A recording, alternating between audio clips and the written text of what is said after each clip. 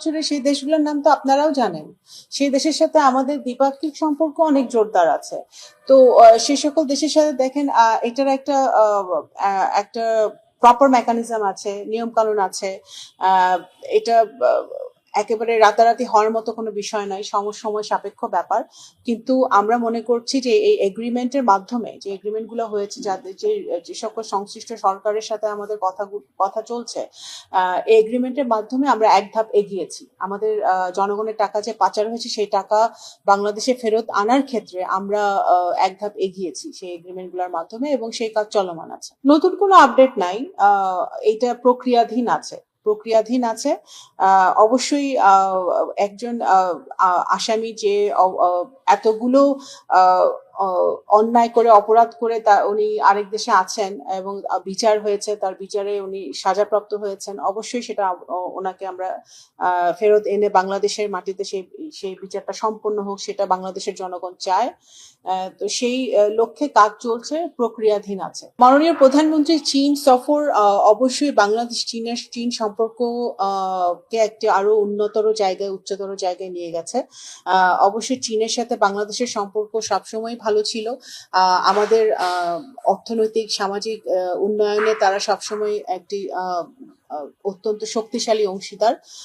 আগামী দিনে আরো বেশি তারা বিভিন্ন বাংলাদেশের চাইনিজ ইনভেস্টমেন্টের জন্য যে ধরনের ভূমিকা চাইনিজ সরকার রেখেছে এই মাননীয় প্রধানমন্ত্রীর সফরে, আমরা আশা করছি যে এই সফরের পরে চাইনিজ ইনভেস্টমেন্ট আরো অনেক বেশি বৃদ্ধি পাবে, নতুন ইনভেস্টমেন্ট আসবে, এবং যেই সাজেশনগুলো, যেই প্রস্তাবগুলো দেওয়া হয়েছে চীন সরকারের পক্ষ থেকে 2+2 এখানে বৈঠক এবং ইকোনমিক করিডোর, সেটা নিয়ে অবশ্যই বাংলাদেশ সরকার আমরা পর্যালোচনা করছি। এবং এটা আমরা কিন্তু প্রথম থেকে বলে আসছি যে বাংলাদেশের সরকারের পররাষ্ট্রনীতি বাংলাদেশের মানুষের স্বার্থকে রক্ষা করে, বাংলাদেশের মানুষের চাহিদাকে মাথায় রেখে সেই বাস্তবায়িত হবে ফরেন পলিসিটা।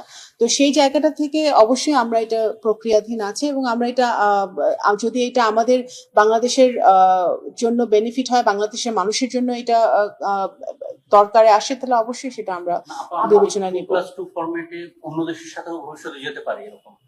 অবশ্যই 2+2 ওনারা পরামর্শ দিয়েছেন, সেটা অবশ্যই আমরা আমাদের এইটা নিয়ে তো আলোচনা হয়েছে। আমাদের মাননীয় প্রধানমন্ত্রীর সাথে চীনের প্রেসিডেন্টের আলোচনা হয়েছে, প্রাইম মিনিস্টারের আলোচনা হয়েছে। তো অবশ্যই এটা আমরা বিবেচনায় নিয়েছি, এবং এটা আমরা বিবেচনা করে দেখবো, যেটা হয় অবশ্যই আমরা এটা নিয়ে আগাবো সামনে। ফিজিবিলিটি স্টাডিটা কমপ্লিটই হয় নাই।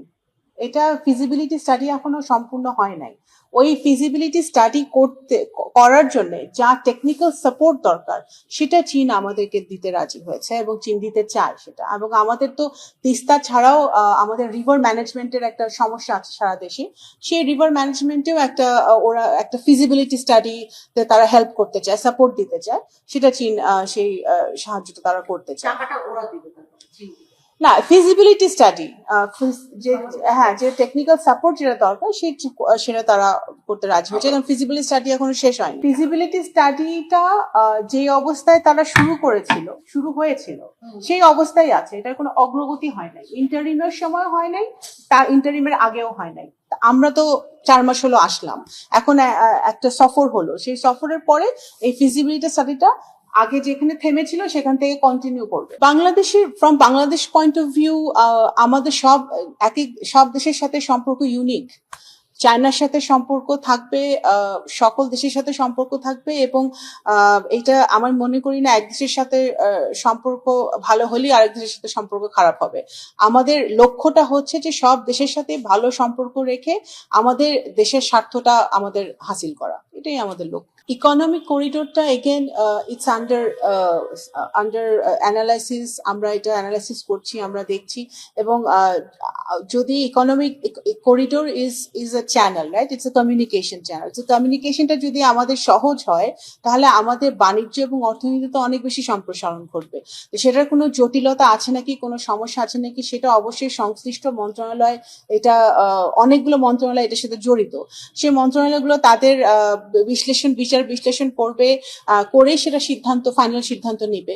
সেটা একটা প্রপোজাল এসেছে, সেই প্রপোজালটা অবশ্যই বাংলাদেশ সরকার, সেটা আমরা সাধুবাদ জানাই। কারণ এটা বাংলাদেশের অর্থনীতি বাণিজ্যতে এটা আমি মনে করি এটা আমাদেরকে অনেক বেশি বাণিজ্য সম্প্রসারণে সাহায্য করবে। কিন্তু বাস্তবিক অর্থে এটা কতটুকু কমপ্লিকেটেড বা কমপ্লিকেশন হবে কি হবে না, সেটা সংশ্লিষ্ট মন্ত্রণালয় সেটা যাচাই বাছাই করে জানালে সেটা তখন আমরা জানতে পারবো।